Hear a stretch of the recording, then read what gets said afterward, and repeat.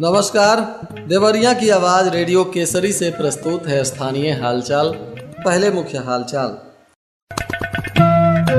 TB और संचारी रोग के प्रति लोगों को किया गया जागरूक। सॉलिड वेस्ट मैनेजमेंट प्लांट के चालू नहीं होने से सड़क पर गिराया जा रहा है कूड़ा कचरा। बंदियों के हाथों से निर्मित उत्पादों के लिए हुई प्रदर्शनी की शुरुआत। मेडिकल कॉलेज के पास नाला हुआ ओवरफ्लो, लोगों की बढ़ी मुश्किलें। परिषदीय विद्यालयों में शुरू हुई वार्षिक परीक्षा, अधिकारियों ने जाना स्थिति का हाल। स्थानीय हालचाल के इस अंक के साथ मैं अनिकेत मिश्र। अब हालचाल विस्तार से।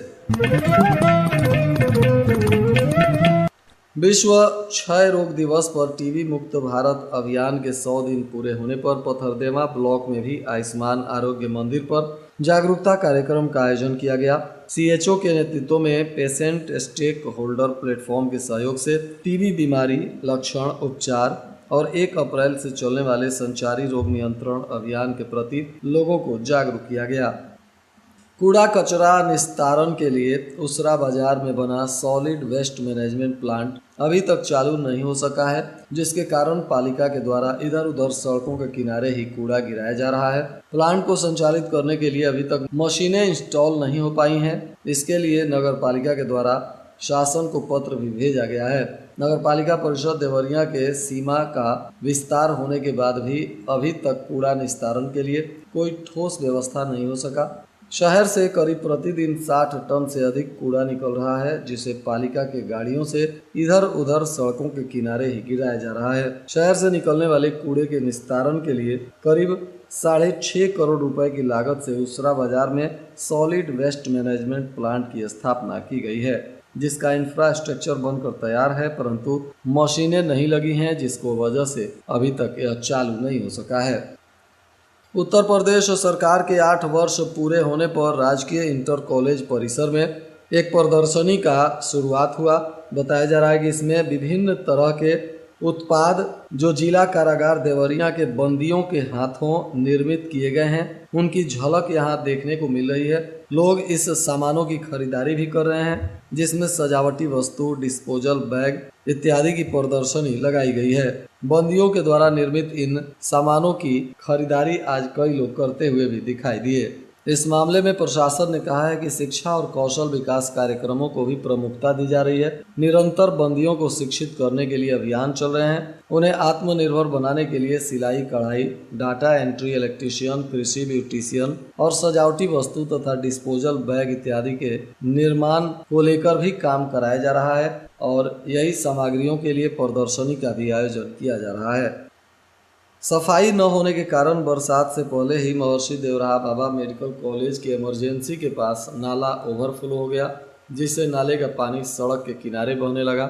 नाले के पानी को लेकर लोगों को परेशानी हुई। आरसीसी कई जगहों पर टूट रही है। शहर के मेडिकल कॉलेज रोड पर सड़क के दोनों तरफ नालों का निर्माण हुआ है, जिसकी समय समय पर सफाई नहीं हो पा रही है, जिसके वजह से अब लोगों को परेशानी का सामना करना पड़ रहा है। जिले के सभी परिषदीय विद्यालयों में वार्षिक परीक्षा सुचारू रूप से शुरू हो गई है। 28 मार्च तक चलने वाली इस परीक्षा में विभाग के द्वारा इस बार प्रश्न पत्र की व्यवस्था की गई है। इसके वजह से शिक्षकों को कुछ राहत मिली है।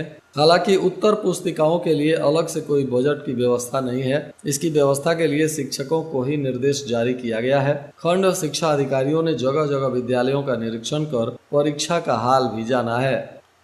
खादान की कालाबाजारी करना एक कोटेदार को महंगा पड़ गया।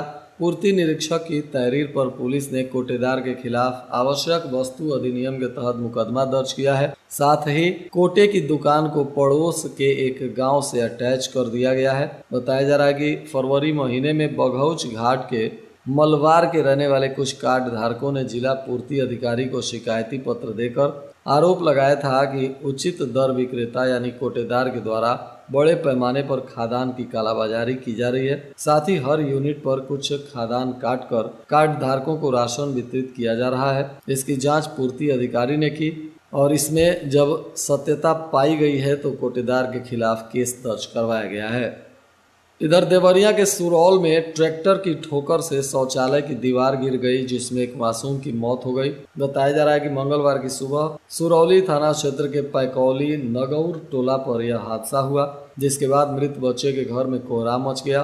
प्राप्त जानकारी अनुसार नगौर टोला निवासी राम सबद कुशवाहा के घर 23 मार्च से भागवत कथा चल रही थी। इसी बीच गांव का एक व्यक्ति उनके घर के पास ट्रैक्टर ट्रॉली मोड़ रहा था। इसी दौरान ट्रॉली की ठोकर से शौचालय की दीवार गिर गई, जिसमें राम सबद का पोता दीपक उम्र 8 वर्ष दब गया और इससे इसकी मौत हो गई। घटना के बाद परिजनों में चीख पुकार मचा हुआ है। पुलिस अधीक्षक के निर्देश पर खामपार पुलिस ने 2 गोवंशीय पशुओं के साथ एक गो तस्कर को गिरफ्तार किया है। बताया जा रहा है कि यह गाड़ी में भर कर ले जा रहा था, जिसके बाद अभियुक्त नसरुद्दीन पुत्र सदीक मियाँ साकिन सिसई टोला थाना बैकुंठपुर जिला भोरे बिहार के इस पशु तस्कर को पुलिस ने दबोच लिया है और अब इस पर पशु क्रूरता अधिनियम के तहत कानूनी कार्रवाई की जा रही है। प्रदेश सरकार के सेवा सुरक्षा और सुशासन की नीति के 8 वर्ष तथा केंद्र सरकार के 10 वर्ष पूरे होने पर आज विकास भवन के गांधी सभागार में प्रेस वार्ता आयोजित की गई। इसमें शासन के द्वारा जनपद के लिए नामित प्रभारी मुख्य अतिथि के रूप में विधान परिषद के सदस्य विजय बहादुर पाठक ने इसकी अध्यक्षता की। सदर विधायक शलभ मणि त्रिपाठी और जिलाधिकारी दिव्या मित्तल तथा पुलिस अधीक्षक विक्रांत वीर भी उपस्थित रहे। प्रेस वार्ता को संबोधित करते हुए एमएलसी विजय बहादुर पाठक ने कहा कि मुख्यमंत्री योगी आदित्यनाथ के नेतृत्व में प्रदेश ने सेवा सुरक्षा और सुशासन की नीति को अपनाया है, जिससे प्रदेश की परसेप्शन बदली है। नए भारत का नया उत्तर प्रदेश पूरे देश के लिए एक समक्ष मॉडल राज्य के रूप में उभरा है। वर्तमान में प्रदेश में 6 एक्सप्रेसवे संचालित हैं और 11 नए एक्सप्रेसवे पर काम चल रहा है। प्रदेश में 16 हवाई अड्डे कार्यरत हैं, जिनमें 5 अंतर्राष्ट्रीय स्तर के हवाई अड्डे हैं। श्री पाठक ने बताया कि उत्तर प्रदेश धार्मिक, आध्यात्मिक और सांस्कृतिक आयोजनों का केंद्र बन गया है। प्रधानमंत्री आवास योजना के अंतर्गत आवास निर्माण में तथा प्रधानमंत्री किसान सम्मान निधि योजना, प्रधानमंत्री उज्ज्वला योजना, पीएम स्वनिधि योजना और अटल पेंशन योजना के क्रियान्वयन में प्रदेश देश में प्रथम स्थान पर है। ग्रामीण स्वच्छ शौचालय निर्माण, महिलाओं के विरुद्ध अपराधों की सजा दिलाने, ईज ऑफ डूइंग बिजनेस और सूक्ष्म तथा लघु एवं मध्यम उद्योगों की स्थापना में भी उत्तर प्रदेश अग्रणी भूमिका निभा रहा है। और आज के मौसम का तापमान देवरिया में न्यूनतम 20 डिग्री सेल्सियस और अधिकतम 32 डिग्री सेल्सियस रहने की संभावना है।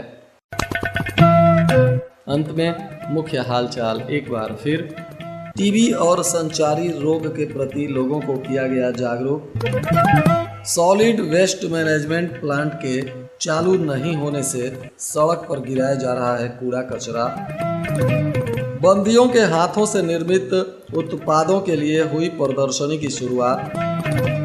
मेडिकल कॉलेज के पास नाला हुआ ओवरफ्लो, लोगों की बढ़ी मुश्किलें। परिषदीय विद्यालयों में शुरू हुई वार्षिक परीक्षा, अधिकारियों ने जाना स्थिति का हाल। इसके साथ ही रेडियो केसरी से प्रसारित स्थानीय हालचाल का यह अंक समाप्त हुआ। नमस्कार।